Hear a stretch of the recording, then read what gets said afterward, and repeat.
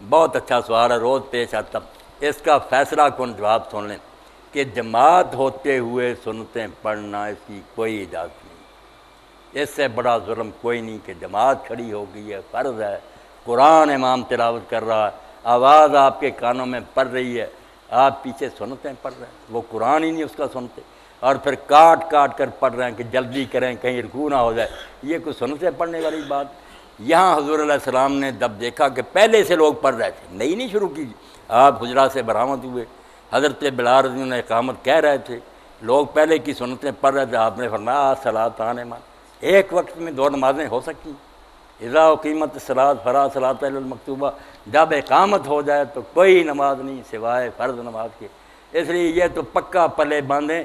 इमाम अबू हनीफा रहमतुल्लाह ने जो बेचारों ने कहा था वो मस्जिद में पढ़ने का नहीं कहा था, ये जो साथ ही आगे वो कहता मस्जिद के बाहर अगर कोई जगह मिलती है ना, आप उस मकान में नहीं आते ना जमात हो रही और एक रकत पूरी मिलने का यकीन है कि दूसरी तो चलो ये सुनते ज़रा ज़रूरी, ये उनका इज्तिहाद था। मगर दुरुस्त वही बात है, मस्जिद में आकर पढ़ने की किसने इजाज़त दी? साहिब हिदायत इब्न हमाम ने ज़ालिम हो साथ ही जमात और पिछली साहब में खड़े, ये हनफी मज़हब भी नहीं, हदीस के भी खिलाफ, बिल्कुल ना पढ़ें।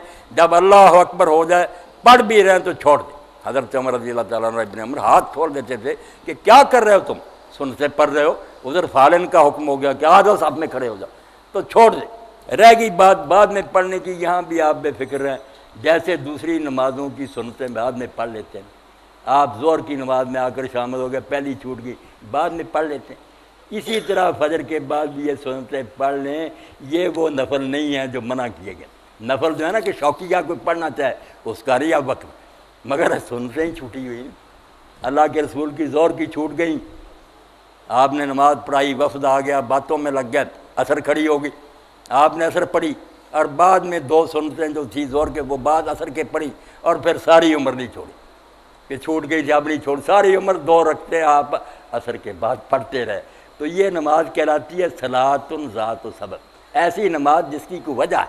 ग्रहण लग गया, आप सफ़र पर जा रहे हैं, तवाफ़े काबा किया, ये नफल बंद नहीं।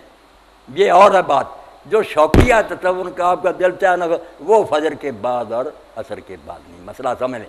इसलिए ये छूटी हुई सुनते उसी वक्त बेशक पढ़ लें, सूरज निकलने की कोई ज़रूरत नहीं। अल्लाह के रसूल सल्लल्लाहु अलैहि वसल्लम के सामने पढ़ी, आपने पूछा क्या कर रहे हो, फजर की नमाज तो दो ही रखते, उसने कहा पहली दो रखते नहीं पढ़ सका था, फरमाया फला फिर कोई बात नहीं, ठीक है पढ़ लो। तो जमात के साथ मिले, बाद में पढ़ लें। ये बेचारे जो पढ़ते हैं ना, मसले में फंसे हुए ना कि अगर ना पढ़ी सूरज निकलने के बाद पढ़नी, कहते हैं यार नबेड़ लें इसको, आप छोड़ दें, नमाज जमात के साथ पढ़ें, बाद में उठकर दो सुनते पढ़ लें और बिल्कुल भी ना पढ़ें, ना उस वक्त ना सूरज निकलने के बाद। तो इमाम अबू हनीफा रहमतुल्लाह अलैह, काज़ी अबू यूसुफ रहमतुल्लाह अलैह का मज़हब यही है, वो कहते हैं मौका पहले था अगर नहीं पढ़ सके फ़र्ज़ है। ये इमाम मोहम्मद का मज़हब है उनके शागिर्द का, सूरज निकलने पड़े, इमाम साहब का नहीं है। इसलिए सूरज निकलने अगर कोई पढ़ना चाहता बिस्मिल्लाह पढ़ता फिरे, मगर हुक्म कोई नहीं। एक हदीस है जिससे लोग धोखा खा जाते हैं कि आपने फरमाया जिसने फजर की दो रकतें नहीं पढ़ी वो सूरज निकलने के बाद पढ़े। अब उन्होंने इसका तर्जमा कर लिया कि वो ना पढ़े जब तक सूरज ना निकले, हालांकि बात अलग थी, जिसने पढ़ी सामने याद रखा। इसलिए पढ़ लो, किस्सा खत्म। अगर नहीं पढ़ी, दर्स शुरू हो गया, आपको कोई काम था करने के लिए चले गए, सूरज निकल गया, तो ये छूटती नहीं। ये सुनते ना दूसरी सुनतों के मुकाबले में लग गए, ये आपने सफ़र में भी नहीं छोड़ी, वितर में नहीं छोड़े, बाकी सुनते छोड़ देते थे। इसीलिए इमाम हसन बसरी वाजिब के तो मसला क्या निकला कि अगर सूरज भी किसी वजह से निकल गया और आपने अभी तक नहीं पढ़ी तो ये नहीं माफ़ होगी, सूरज निकलने पर भी पढ़नी पड़ेंगी।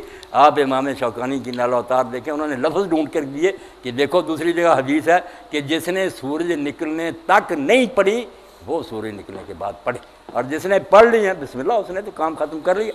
मसला हो गया वाज़े कि जमात होते हुए नहीं पढ़नी, उसी वक्त बाद में पढ़ लें, बिल्कुल जायज़। और अगर किसी सबब से रह गई तो सूरज निकलने के बाद ये सुनते ज़रूर पढ़ें, बाकी नमाज़ों की छूट जाए तो कोई बात